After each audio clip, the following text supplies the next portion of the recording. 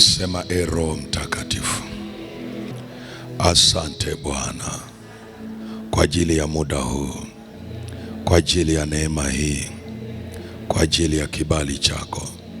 Roho Mtakatifu, karibu tena, unifundishe, useme nami, uniongoze kwenye hatua nyingine ya kimaombi katika jina la Yesu.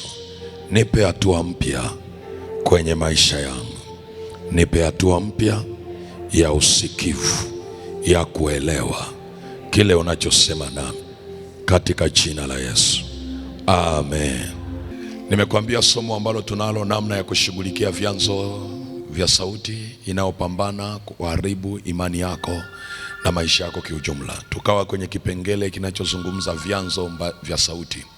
Tumeona chanzo cha kwanza ni Mungu, lakini chanzo cha pili ni shetani. Na pale kwa shetani tukapata kakipengele ndani yake kanakosema ishara za kujua kuwa maonezi yaliyoko kwenye maisha yako yamepita kwenye lango la sauti ya adui. Nikakwambia ishara namba moja utakaoiona ndani yako ni kuwa na hofu badala ya imani. Kuwa na hofu badala ya imani. Sauti ya Mungu ni lango la imani na amani. Sauti ya Mungu ni lango la imani na amani. Lakini sauti ya adui huleta hofu, ni lango la hofu. Haleluya, haleluya watu wa Mungu. Samueli wa kwanza ile sura ya 17 mstari wa 10 hadi wa 11.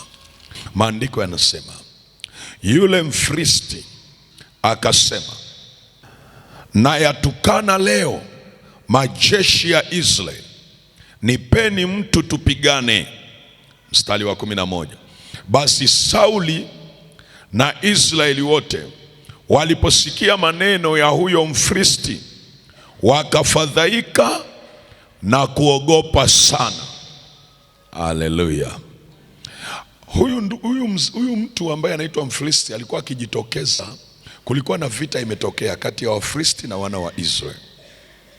Alafu Mfilisti huyu shujaa, ili jitu, akajitokeza mbele ya wana wa Israeli kwa muda wa siku 40. Kila siku anawatukana, anawaambia, mtoeni mtu ambaye mnaona anawafaa kutoka kwenu ili tupigane naye. Atakayeshinda, mimi nikishinda ninyi mnakuwa watumwa wetu, nyinyi mkishinda sisi tunakuwa watumwa wenu. Kwa hizo siku zote hakuna aliyetokea. Na kwa nini hakuna aliyetokea? Sauti ya yule Mfilisti, kumbuka ndio maadui wa Israeli, sauti yake ilileta hofu. Ndio maana maandiko yanasema wakafadhaika. Waliposikia maneno hayo ya Mfilisti, wakafadhaika na kuogopa sana.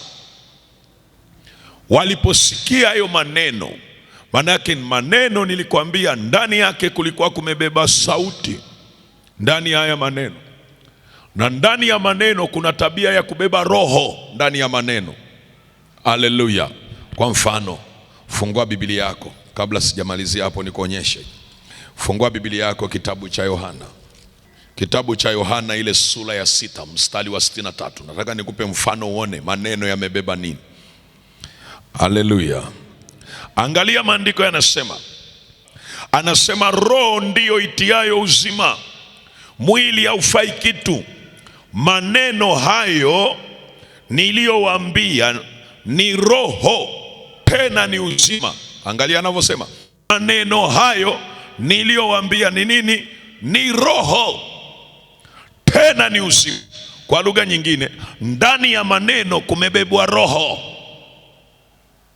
Haleluya. Kwa hiyo alikuwa akiongea, Mfilisti anawaambia, wako mbali, wanasikia ile sauti. Sauti ikiwaambia, maandiko yanasema walianza kufadhaika, alafu wakaogopa. Kwa nini wanaogopa? Kwa sababu ile sauti inayowajia ndani yake imebeba utisho, imebeba vitisho. Kwa hiyo wakawa wanaogopa, wakafadhaika na wakaogopa. Sasa unajiuliza, hawa wanaoogopa Mungu Bwana wa majeshi yuko upande wao, lakini hakuna anayejasirika kwenda. Kwa lugha nyingine, ile hofu iliyokuwa imewaingia ilikuwa ni ishara ya kwamba wanaonewa, ijapokuwa ni taifa teule la Mungu. Wewe unajiuliza, Israeli wana Mungu lakini wanaogopa. Mpaka akatokea kijana mmoja hapa anaitwa Daudi, na Daudi alichosema alipokuwa anamwambia Mfilisti, anamwambia mimi nakujia kwa jina la Bwana wa majeshi, ambaye wewe Mfilisti usiyetailiwa umeyatukana majeshi yake leo. Akasema nakujia. Kwa nini anasema nakujia kwa jina la Bwana wa majeshi? Daudi aligundua Mungu yuko pamoja naye, lakini aligundua Mungu yuko pamoja na taifa lake. Haleluya, haleluya. Sasa unajiuliza, inakuwaje mtu aliyembeba Mungu ndani yake, ambaye maandiko yanasema aliyeko ndani yako ni mkuu kuliko wa ulimwengu huu, anaogopa? Ni kwa sababu ya maonezi. Unaweza kukuta wanajeshi wote wale, hakuna aliyekuwa anajua vizuri uwezo wa Mungu juu ya ile vita wanaoenda kupigana, mpaka Daudi alipotokea. Haleluya, watu wa Mungu. Kwa ishara ya kwanza ni hofu. Angalia kitabu cha Ayubu. Kitabu cha Ayubu, fungua Ayubu. Unasema, mwalimu, nitajuaje kwamba ninaonewa? Angalia, una hofu zipi? Maeneo ambayo umekuwa na hofu sana ni ishara kwamba maeneo hayo kuna sauti imepitisha maonezi kwenye maisha. Kwa Israeli walijiona duni mbele ya Mfilisti kwa sababu ya maneno tu aliyowaambia. Yaani unapigwa maneno mpaka unajiona duni. Ayubu sura ya 4 mstari wa 14 na 15, au tuangalie mpaka wa 16. Anasema, hofu iliniangukia na kutetemeka, iliyotetemesha mifupa yangu yote, ndipo pepo ilipita mbele ya uso wangu. Hapa nitakuwa nimekuanzia mbele zaidi. Hebu tuanze mstari wa 12.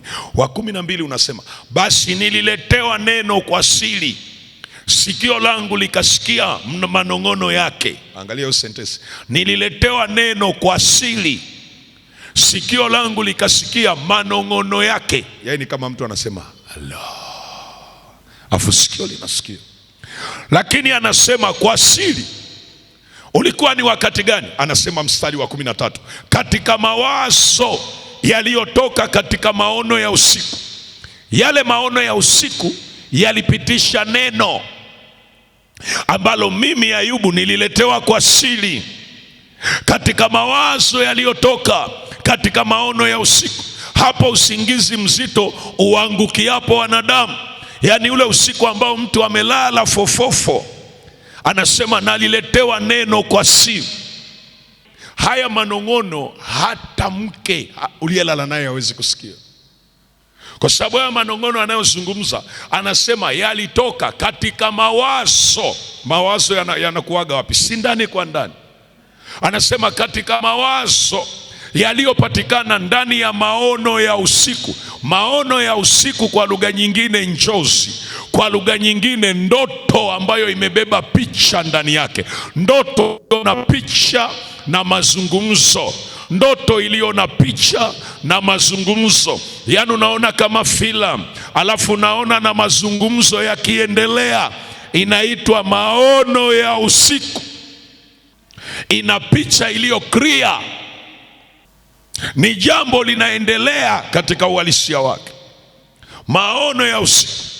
Sasa anasema nililetewa neno kwa siri, nikasikia manong'ono kwenye sikio langu, katika mawazo yaliyotoka katika maono ya usiku. Hapo usingizi uangukiapo wanadamu. Maanake anazungumza usingizi ule fofofo.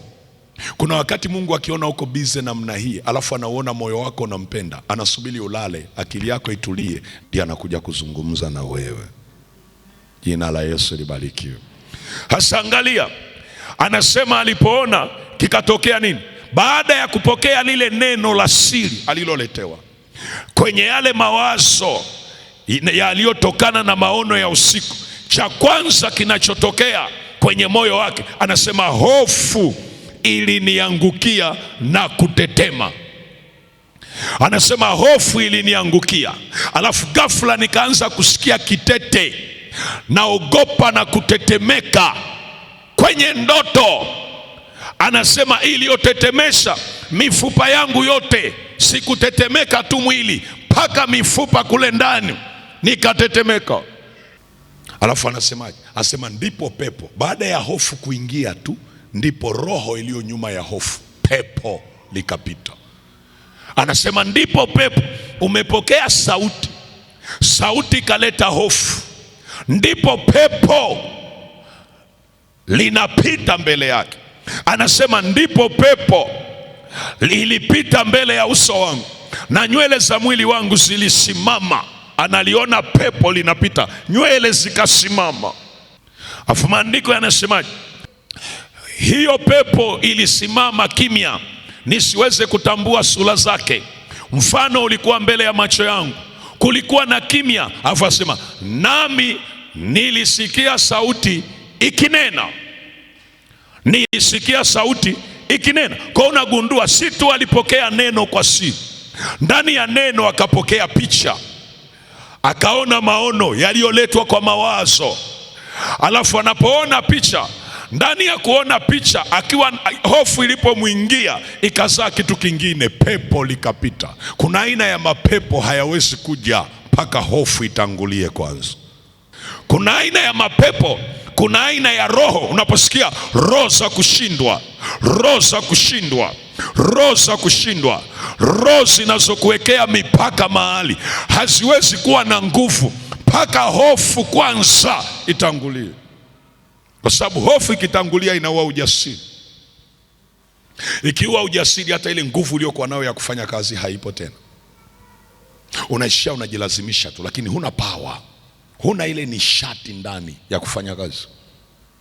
Haleluya watu wa Mungu, haleluya watu wa Mungu, haleluya watu wa Mungu. Pointi yangu ya msingi nitaka uone nini? Sauti ndani yake inapokuja, amen, sauti inapotumika kama lango la kuleta maonezi kwenye maisha yako, huwa kiashiria kimojawapo utakachokisikia ndani ni hofu. Kwa unaona hii hofu ilipomwingia na pepo likapata nafasi ya kusimama. Halijawahi kusimama siku zote, lakini mara hii lilisimama mbele yake. Lina ujasiri wa kusimama mbele ya mtumishi wa Mungu. Alafu sio hivyo tu, akaanza kusikia mpaka ugonjwa wa kutetemeka mifupa. Mifupa ndio unasikia mtu anakuambia nina shida ya mifupa. Wewe unafikiri ni kweli anaumwa mifupa, kumbe aliota ndoto na alisahau. Siku anaota ndoto alisikia hofu mpaka mifupa ikatetema. Alipoamka asubuhi asema kumbe ni ndoto. Kumbe siku ile ndio ugonjwa uliingia. Unapita mwaka wa pili, anaanza kusikia mifupa ile ndoto aliyotaga. Mifupa sasa inaanza kumsumbua. Nasikia mifupa inatetemeka, nasikia kumbe imepita. Hayale sasa ni maonesi. Kwa unaona pepo limesimama mbele, alafu likaanza kutoa sauti nyingine ya kumsadifu mwanadamu atakuwa na haki kuliko Mungu. Ukiendelea mstari wa 17, linaanza kumvunja moyo. Wewe unasema Mungu wangu, mwanadamu atakuwa na haki kuliko Mungu. Manake ni kama linamwambia wewe huna haki, ndio maana haya yote yamekupata, ili avunjike moyo kabisa, akate tamaa. Kwa hiyo unajikuta unaogopa kuhusu kazi, kuhusu maisha yako, kuhusu kesho yako, kuhusu nini. Nilikwambia hapo. Na hapo unaweza kaweka mfano mwingine wa Elia. Alitumiwa ujumbe tu na Jezebel, akaenda kujiombea kufa. Hofu. Na unasema, na Elia alizeza wazi, asema unajua nilikuwa naogopa nini? Bora ni Mungu wewe uniondoe kuliko kufia kwenye mikono ya Jezebel. Sijui unanielewa? Kwa hiyo Elia akawa anasema hapana, bora nifie mikononi mwako. Ndio maana anaomba mimi, anasema mimi sio mwema kuliko baba zangu, naomba chukua roho yangu. Akalala kwenye mletemu, akajinyoosha. Unajua maana yake nini? Hofu imemwingia. Kwa hiyo ishara kwamba kuna maonezi yanakufuatilia eneo ambalo una hofu badala ya imani, maana yake unaonewa. Unajua mtu anaweza kaumwa kansa, alafu hofu ya kifo ikawa kubwa kuliko imani ya kupona, maana yake ameonewa. Na huyu mtu ni ameokoka na anajua kwa kupigwa kwake nimepona. Unaona mtu anaweza kaumwa HIV, hofu ya virusi kumuua ikawa kubwa kuliko imani ya kuishi. Yaani alipopata tu HIV akajua mwisho wangu umefika. Jina la Yesu libarikiwe. Na ndio maana ukisikia neno la Mungu jifunze kubadilika kimtazamo na kifikra, kwamba Mungu ni juu ya kila kitu. Mungu ndiye aliyekupa hiyo damu inayotembea kwenye mishipa yako. Hashindwi kuweka damu nyingine. Sijui kama mnanielewa ninachosema. Ni ishara ya kuonewa. Ishara namba 2, udhaifu wa kiroho. Na nilikwambia udhaifu wa kiroho, Hesabu 13:31. Udhaifu wa kiroho. Unajuaje kuwa mimi dhaifu? Mwalimu, hivi mimi nitajuaje kama mimi ni dhaifu? Chunguza fikra zako, chunguza mitazamo yako. Unajionaje ukikutana na changamoto? Changamoto ambazo unatakiwa uzitatue kama mtu wa kiroho, huwa unajionaje? Kwa ukishaanza kuona ishara za namna hiyo, ujue ni maonezi. Kuna sauti imekutengenezea fikra za kujiona wewe hufai. Hesabu 13:31. Na kuonyesha ishara ambazo unatakiwa kuziona kwenye maisha yako, ujue maonezi yamepita kwa njia ya sauti. Bali wale watu waliopanda pamoja naye wakasema, hatuwezi kupanda tupigane na watu hawa, kwa maana wana nguvu kuliko sisi. Usisahau hilo neno, wana nguvu kuliko sisi. Wanaosema hawa ni wale wapelelezi waliotumwa kuipeleleza nchi. Hata bado hawajapigana, wameshajiona wale wana nguvu kuliko sisi. Unajiuliza, waliwahi kuona wapi wale watu wakipigana? Hawajawahi kuona, lakini mioyo yao imenyong'onyea, wanajiona wale wana nguvu kuliko sisi. Anasema hatuwezi kupigana kwa maana wana nguvu kuliko sisi. Hawa ni wapelelezi. Sasa angalia 32, nasema wakawaletea wana wa Israeli habari mbaya. Sema habari mbaya. Habari mbaya ya ile nchi walioipeleleza. Wakasema, ile nchi tuliopita kati yake ili kuipeleleza ni nchi inayowala watu wanaoikaa, na watu wote tuliowaona ndani yake ni watu warefu mno. Angalia hiyo sentence, nchi inayokula watu. Maana yake ni kama unasema na sisi tumeletwa huku tunaenda kutafunwa. Nchi inayokula watu. Sasa wanatoa habari mbaya kwa wana wa Israeli.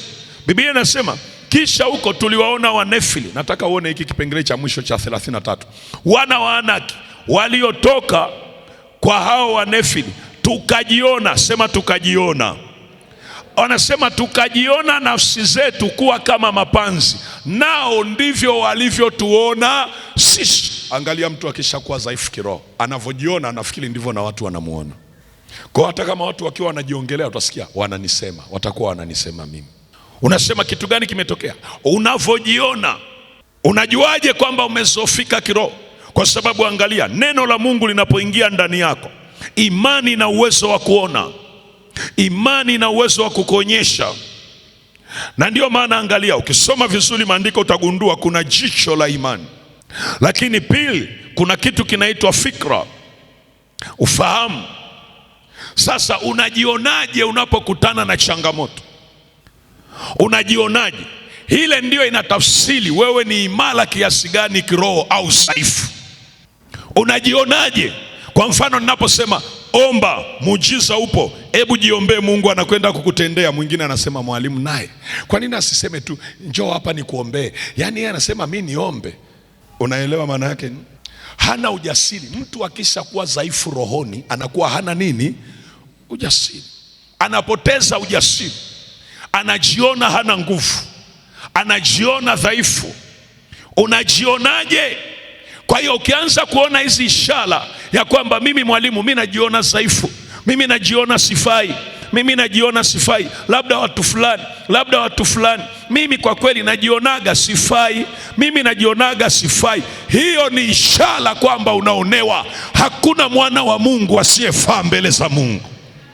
awe ana hela au hana hela, awe mzee au kijana, awe amesoma hajasoma, maadamu Yesu ni Bwana na Mwokozi wa maisha yake, yeye ni chombo kiteule mbele za Mungu. Yeye ni chombo cha thamani. Anapaswa kujiona kwamba mimi ni mrithi wa baraka, mimi ni mtawala pamoja na Kristo, mimi ni chombo cha thamani. Hata kama hakuna anayeongea vizuri, anapaswa kujua Mungu ananiona vizuri.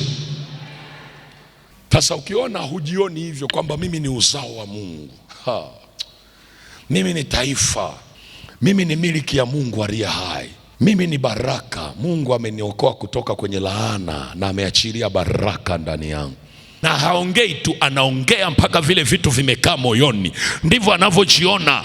Anasema mimi ni mtawala, mimi ni mfalme, mimi ni mwana wa ufalme, mimi ni uzao mteule, mimi nimechaguliwa na Mungu aliye hai. Kati ya watu kwenye ukoo, Mungu aliniona mimi, akaniteua mimi kuwa uzao wake. Mbinguni wanatambua, kwenye ulimwengu wa roho anajua kwamba mimi ni kizazi cha Mungu.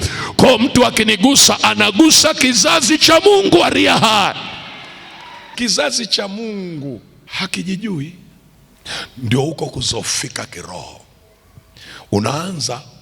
Unajua, na ukizofika kimtazamo, ukaanza kujiona wewe dhaifu, hatua ulizokuwa unachukua unaacha, maombi uliokuwa unaomba unaacha, unabaki kulalamika, unaanza kusema ndio maana watu wananizalau, Mungu nikumbuke. Sasa huombi, unatumia ajenda za watu kwenda kwa Mungu. Mungu anataka ujione kwanza kwamba Mungu, nimegundua umeniokoa, nimegundua mimi ni mtoto wako. Hata kama leo sina kitu, lakini mimi ni mtoto wako. Hata kama leo sina kitu, lakini mimi ni mtoto wako. Hata kama hakuna anayeongea vizuri kuhusu mimi, lakini mimi ni mtoto wako. Ukiwa namna hiyo hutazofika, hutazofika. Jamani, ukiokoka kuna mchakato, na watu wakiwa kwenye mchakato. Ndio maana angalia, ukikuta mwenzako anapitia changamoto, anapitia mateso, usikomenti kwamba amefungwa. Mwingine inawezekana yuko kwenye mchakato, yuko kwenye mchakato wala hajafungwa. Ni mchakato. Mfundishe neno la kimchakato, mwambie endelea kumtumaini Bwana. Muonyeshe watu waliopita kwenye hayo mazingira kwenye Biblia, wakamtumaini Bwana, baadaye wakawa sifa njema duniani, wakamwakilisha Mungu. Ukimwonyesha sasa, washangaa mtu akipita mateso, tutasikia miungu miungu miungu miungu. Haleluya. Ishara nyingine, andika ishara nyingine. Ishara nyingine, mashaka juu ya ahadi za Mungu. Sema mashaka. Mashaka juu ya ahadi za Mungu. Yaani unakuwa na mashaka. Kuna kitu Mungu amesema, na saa nyingine unaenda kanisani kwenu, mchungaji anahubiri, unaona kabisa lile neno ni kama anaongea na wewe peke yako, mmejaa wengi, lakini kama anaongea na wewe unasema kabisa, hiki anachosema mtumishi wa Mungu ni cha kwangu. Huyu ni Mungu anasema na mimi, na hizi ni ahadi. Unapita na kwenye Biblia, unaona Roho Mtakatifu akikupa msukumo kwamba hiki ni cha kwako. Alafu angalia ukitoka pale. Wewe angaliaga hata hapa nikifundisha neno hapa, alafu nikana tamka hapa tukaomba, watu wanajasirika, wanasema amen, wanasema amen, wanasema amen. Waambie watembee hapa mpaka Kalumbulu pale, alafu uone. Na mimi niko hapa kukuambia, iwe unaamini au hauamini, kwa sababu Mungu ni Mungu wa neema, ni Mungu wa rehema, ni Mungu mwenye upendo, ni Mungu mwenye fadhili. Rehema zake ni mpya kila siku. Mungu anaweza kufanya kwa njia zake. Ni maombi yangu kwa Mungu kwamba hata kama kuna mtu haamini, amekwama, sauti zimemwonea, sauti zimeleta maoneshi, kwa neno hili tunalojifunza, Mungu alete msaada kwenye maisha yake. Haleluya, haleluya. Nasema Mungu akuletee msaada katika jina la Yesu. Sio kwa sababu na haki, kwa sababu ya rehema zake. Amen, amen. Na unajua sauti inayokuja kwa ajili ya kukuletea mashaka, huwa inakuchallenge yale Mungu aliyosema na hali yako ulionayo. Kwa inatumia hali ulionayo kuchallenge yale ambayo Mungu amesema. Kwa hiyo adui anachofanya, ishara hii ya mashaka juu ya ahadi za Mungu, unaacha kuamini kile ambacho Mungu alisema juu yako. Unaanza kitu na mtazamo wa kufeli. Yaani Mungu anakuambia anza kitu, lakini unakuwa na mtazamo wa kufeli tayari, kwa sababu Biblia inasema afichaye dhambi hatafanikiwa kabisa, si ndio? Bali aziungamaye na atapata rehema. Maana yake atahurumiwa na Mungu. Rehema anazosema pale sio kusamehewa tu dhambi, kutendewa matendo makuu ya Mungu kwenye maisha yako. Unahitaji rehema ya Mungu mahali fulani ufanikiwe, unahitaji. Ndio maana angalia, mtu wa Mungu, unaacha kuamini kile Mungu alikwambia. Andika Mwanzo sura ya 3 mstari wa 1 hadi wa 10, utaona. Lakini pointi ya msingi ni pale nyoka alipomwambia. Amen. Basi nyoka alikuwa mwelevu kuliko wanyama wote, mstari wa 1 wa mwitu aliowafanya Bwana Mungu. Akamwambia mwanamke, ati hivi ndivyo alivyosema Mungu, msile matunda ya miti yote ya bustani? Mwanamke akamwambia nyoka, matunda ya mti ya bustani twaweza kula, lakini matunda ya mti ulio katikati ya bustani Mungu amesema msiale wala msiguse, msije mkafa. Akamwambia vizuri, Mungu amesema msiale wala msiguse, msije mkafanya nini? Mkafa. Sasa angalia, nyoka akamwambia mwanamke, hakika hamtakufa. Mungu amesema hakika hamtakufa, wao wanasema, nyoka anamwambia hakika hamtakufa. Alafu angalia anavyomjengea hoja. Anasema hivi, kwa maana Mungu anajua ya kwamba siku mtakayokula matunda ya mti huo mtafumbuliwa macho, nanyi mtakuwa kama Mungu, mkijua mema na mabaya. Na utagundua kweli siku walipokula walifumbuliwa macho, wakajua mema na mabaya. Lakini sauti iliyowaambia wale ni ya nani? Mungu alikuwa amewazuia wasile. Kuna sauti ikawaambia wale. Unakumbuka nilikwambia Yesu alikuwa anaumwa njaa, sauti ikamwambia afanye. Sasa pointi ya msingi ni ipi? Mashaka juu ya ahadi za Mungu. Mungu alishawaambia, nimewaumba kwa sura na kwa mfano wangu. Shetani anakuja anawaambia hamfanani na Mungu. Yaani wewe ufanani na Mungu. Anasema ila ukifanya hiki ndio utafanana na Mungu. Hujai kuona mwingine ulipookoka, Mungu alipokuokoa kuna vitu alikokataza usivitumie. Kumbe Mungu alijua kwa aina ya vita ulionayo ya kifamilia kuna vitu viweke pembeni, kwa sababu adui anaweza akavitumia hivyo kukurudisha kule. Kwa hiyo anakuzuia, sio kwa ajili ya mtu mwingine, kwa ajili yako. Kwa hiyo kwenye Mwanzo hapa adui alikuwa anapindua, analeta mashaka kwa Eva ili asiamini Mungu alichoambia. Kwa hiyo na wewe iko hivyo hivyo. Ukiona ishara ya namna hii, ujue kuna maonezi yanakuja. Shetani anataka kukuondoa mahali. Angalia ishara ya mwisho kwa leo. Kujitambua kupitia maneno ya watu kuliko neno la Mungu. Unajitambua kupitia maneno ya watu kuliko neno la Mungu. Mwalimu, nitajuaje hiki kiashiria kiko ndani yangu ninaonewa? Angalia. Kwanza, ukisemwa vibaya unahisi una thamani. Yaani ukiona wakikusema vibaya tu unahisi sina thamani. Angalia wanavyonisema. Tayari wewe unataka utambuliwe kwa maneno ya watu, sio kwa neno la Mungu. Neno la Mungu linasema Mungu akikujua vizuri ndio wakukusema wanaongezeka. Na mtego mbaya adui akiwa anafanya hicho, unajua anachokuwa na winda ni nini? Anachokuwa na winda ni kusudi la Mungu kwenye maisha yako, akutoe kwenye nafasi. Kwa hiyo ukiona tu kuna sauti imepita ambayo inakusababisha kiashiria kimojawapo uanze kutamani watu wakutambue, sio Mungu, watu wakutambue. Hivi watu wananionaje? Hivi watu wananionaje kwa mfano? Alafu Biblia inasema wakiwashutumu na kuwanenea kila neno baya kwa ajili ya jina langu, furahini na kushangilia, maana thawabu yenu ni kubwa wapi? Mbinguni. Kama umenielewa sema amen. Hasa kwenye maonezi ya namna hii, Mungu ambacho huwa anafanyeje? Anatuma sauti yake. Elia alipokuwa ameonewa, alipotumiwa waraka kwamba kesho utakufa, kilichomsaidia ni sauti ya Mungu akiwa jangwani. Anajiombea kufa, Mungu akamwambia bado kijana wangu, bado unatakiwa kuishi. Amka ule, safari bado. Alikuwa amefika mahali pa mwisho kabisa, ajui afanye nini. Sauti ya Bwana ikaja kumpa mwelekeo mpya. Ndio maana ukiona kuna mahali unazunguka pamoja Kasome Kumbukumbu la Torati 2 mstari wa 1 hadi wa 5. Maandiko yanasema tukawa tukizunguka ile milima kwa siku nyingi, miaka mingi. Afu Musa anasema ndipo Bwana akaniambia, mlivyozunguka hapa vyafanya nini? Vyatosha, geukeni upande wa nini? Wa kaskazini. Unaweza kutengenezewa mzunguko wa mahali pamoja kiasi kwamba Mungu anapokupa mawazo mapya unayakataa. Unasema mimi siwezi, tabaki hapa hapa. Simama kwa miguu yako. Jina la Yesu libarikiwe. Sauli aliondolewa kwenye nafasi kwa sababu ya kuwasikiliza watu. Akasema niliogopa sauti yao. Maana yake alikuwa na waheshimu watu kuliko Mungu aliyemweka. Nataka tukaombe. Acha kuwa mwoga kuanzia leo. Acha kuwa na mashaka kuanzia leo. Acha kuwa na hofu kwenye eneo lolote kuanzia leo. Kama unanielewa sema amen.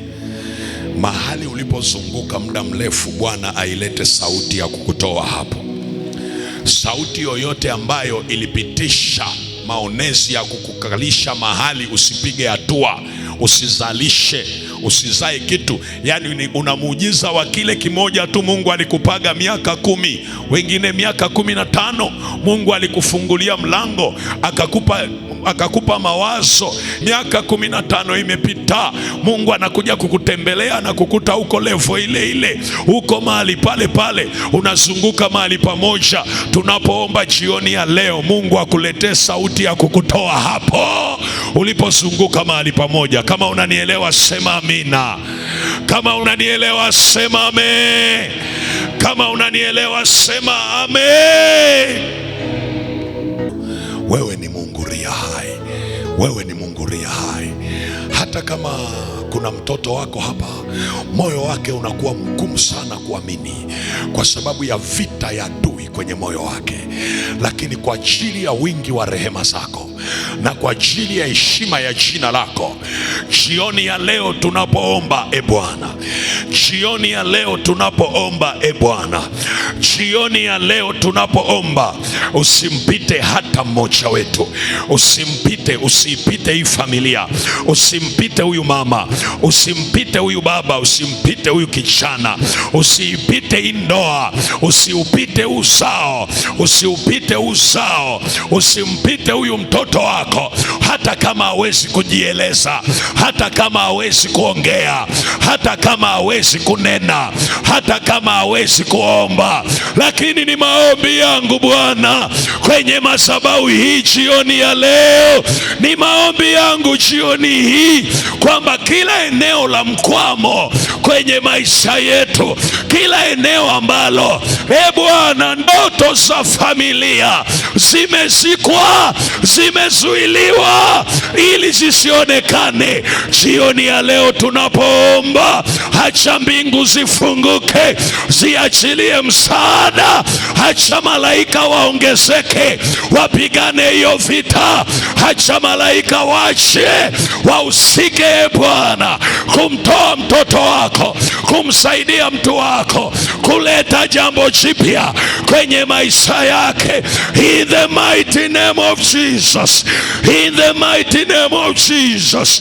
Madhabahu yako hii iwake moto jioni ya leo, ilete moto, moto wenye kutakasa, moto wenye kuleta majibu, moto wenye kufungua, moto wenye kubadilisha majira, moto wenye kuleta kalenda mpya, moto wenye kuwatoa waliozamishwa kwenye mashimo, waliozamishwa kwenye matope, waliokalishwa kwenye misitu, waliokalishwa mahali pagisa, waliozamishwa kwenye vina vyenye maji, wamezamishwa baharini, wamezamishwa ziwani, wamezamishwa kwenye mito.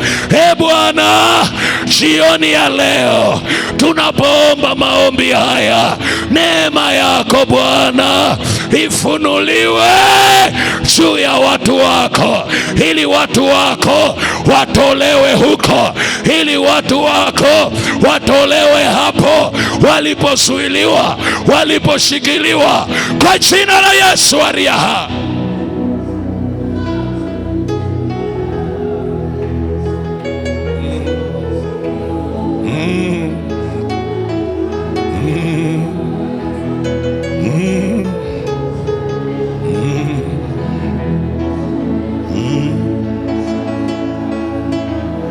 mandarabasa.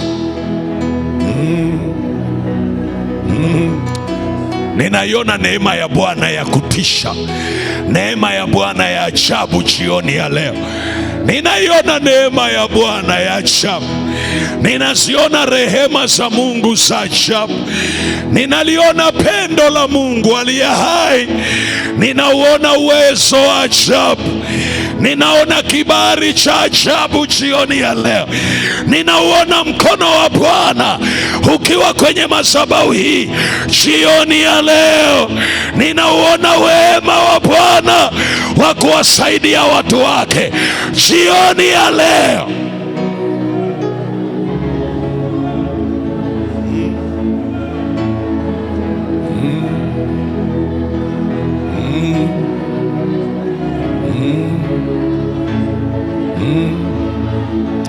Nyenyua mikono yako, nyenyua mikono yako, nyenyua mikono yako. Fuatana na mimi maombi hayo.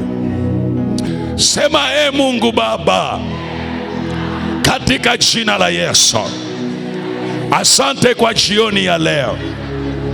Asante kwa jioni ya leo. Wewe umetuleta hapa. Tunakushukuru Bwana kwa wema wako, kwa neema yako, kwa rehema zako.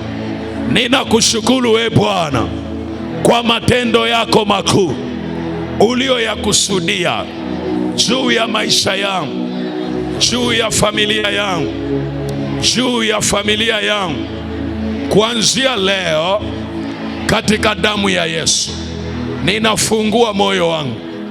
Ikiwa liko faili, ikiwa liko faili, ikiwa yako mambo hayajakamilika, yameharibiwa, yamefunguliwa kuwa mlango wa uharibifu kwenye maisha yangu.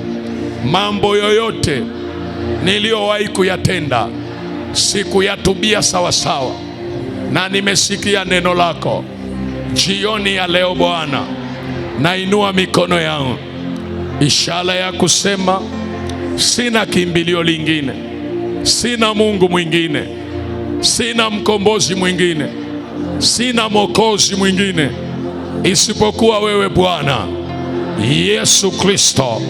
Jioni ya leo ninatubu kweli, ninatubu kweli kwa kila tendo nililolitenda, kwa kila neno nililonena, kwa kila neno nililonena, kwa kila wazo nililowaza.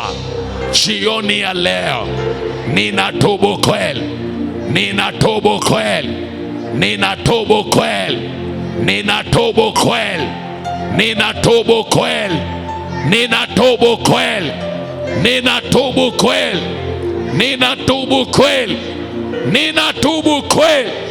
Kwa damu ya Yesu nitakase Bwana.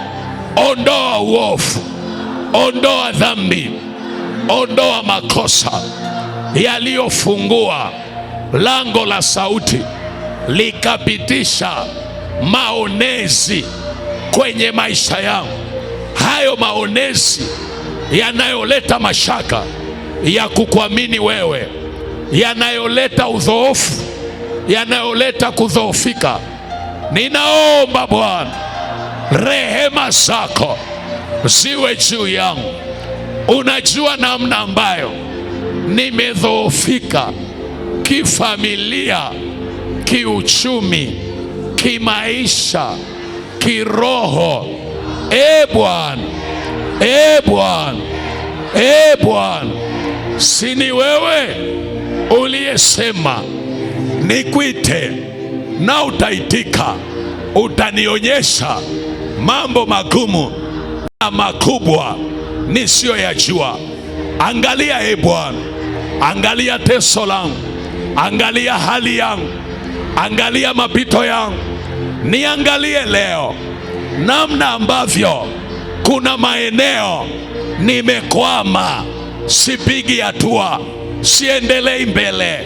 Angalia Bwana namna ambavyo nimenyang'anywa hata uwezo wa kuzaa wa kuzalisha vitu vikazaliwa na vikaishi na vikadumu, uwezo wa kuzalisha uchumi ulionikusudia, uwezo wa kuzalisha kiwango cha fedha ulichonikusudia. Bwana, angalia namna ambavyo nakwama, namna ambavyo nashindwa, namna ambavyo nimebakia mahali pamoja. Na neno lako linasema wana wa Israeli walipozunguka mahali pamoja, sauti yako ilikuja ikawaambia, mlivyozunguka hapa vyatosha, geukeni upande wa kaskazini. Ukawapa Bwana mwelekeo mpya. Maisha yangu, uchumi wangu, familia yangu inahitajika mwelekeo mpya, mwelekeo mpya, mwelekeo mpya, mwongozo mpya, hatua mpya.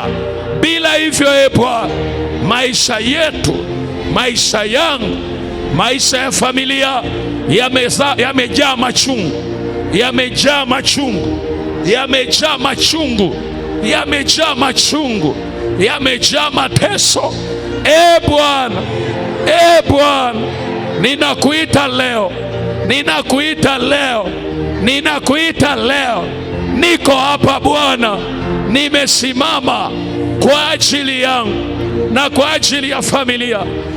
Bwana, Bwana, Bwana, ninakuita leo, ninakuita leo, ninakuita leo, ninakuita leo, ninakuita leo, katika jina la Yesu, katika jina la Yesu.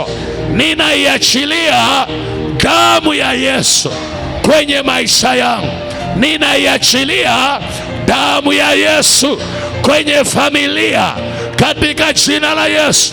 Huo mzunguko niliotengenezewa kwenye ulimwengu wa roho kwamba niishie hapo, jioni ya leo, jioni ya leo, damu ya Yesu, damu ya mwana kondoo inaondoa huo mzunguko, inaondoa hicho kikwazo, inaondoa huo mzunguko, inaondoa hicho kikwazo kilichokaa kwenye akili zangu, kwenye moyo wangu, kwenye afya yangu.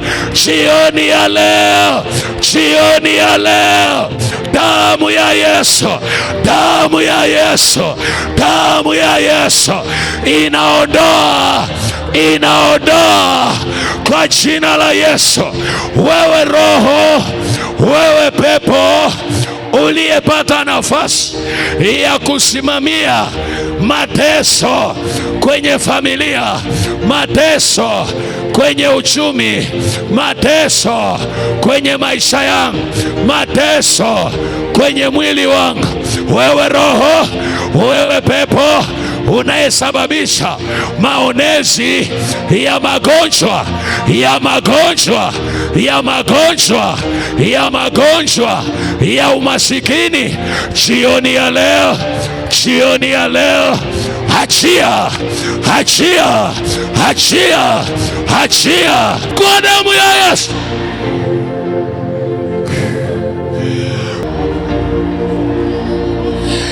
Endelea, usiache. Moto, moto, moto. Haya, mwachie, mwachie, mwachie. La, mtarudi tena, hamtarudi ndani yake. Leo hatuji kuwaondoa ili mrudi, mnaachia, mnaachia. Endelea kumwombea huyu. Yes, yes, yes. Endelea kuomba, endelea kuomba. Kuna moto, mshike vizuri. Kuna moto, ninaachilia moto kwenye hizo nyayo, naachilia moto wa roho, naachilia moto kwenye ulimwengu wa roho. Hiyo nafsi inaachiliwa. Yes, yes. Moto, moto, moto kwenye hizo nyayo, moto kwenye ardhi, moto kwenye hilo tumbo. Huo uvimbe unayeyuka, hayo mateso yanachomoka. Pepo uliyeleta ugonjwa, pepo uliyeleta hayo mateso, haya, haya, haya, haya, haya, haya, chomoka. Jesus, Jesus, Jesus, Jesus, Jesus, Jesus, Jesus. Ninaachilia moto, moto wa Yesu. Jesus, Jesus, Jesus, in the mighty name of Jesus. Shika, naachilia moto in the mighty name of Jesus. In the mighty name of Jesus. Kuanzia leo, in Jesus, in Jesus, in Jesus. Miungu inayeyuka, miungu inayeyuka, mashambulizi yanayeyuka. Usimwachie. Njoo. In Jesus. Endelea kuomba, endelea kuomba. In Jesus. Funika macho yako mama. Kuna moto na uachilia. Hii mikono haitatumika kwingine. Hii mikono inakombolewa. Hayo mateso aliyoweka, ninaachilia moto. Haya, kuanzia sasa naachilia moto. Yes, moto kwenye hii mikono kuanzia saa hii. In Jesus, in Jesus. Yes, yes. Endelea kidogo, tunamaliza. Endelea. Ninaachilia moto. Kila kilichozuiliwa kwenye maisha yako kinaachiliwa. Yes, yes, yes, yes, yes, yes, yes, yes. Moto. Endelea, usiache, endelea. Ninaiona nguvu ya ukombozi, ninauona uponyaji. Ora bashanda risandara bakora basaya. In the mighty name of Jesus. Mama, ninaachilia moto kwenye maisha yako. Ninaachilia moto. Pokea umoto, pokea umoto kuanzia leo, kuanzia leo, kuanzia leo, kuanzia leo. Moto wa Yesu unapita kila eneo la maisha yako, kila mfumo unaachiliwa. Huo moto. Yes, yes, yes, yes. In Jesus. Kuanzia leo, kwa damu ya Yesu, kwa damu ya Yesu, hautazuiliwa mama, hautarudishwa nyuma tena. Hakuna kupata hasara kwenye maisha yako. In Jesus, in Jesus, in Jesus name. Kuanzia leo nimeachilia moto, nimeachilia moto juu ya uzao wako, juu ya familia yako, juu ya watoto wako. Ninapeleka moto, ninapeleka moto kwenye afya, kwenye afya. Hayo mateso, hayo maonesi, hayo magonjwa leo, leo, leo yanaachia. Yes, yes,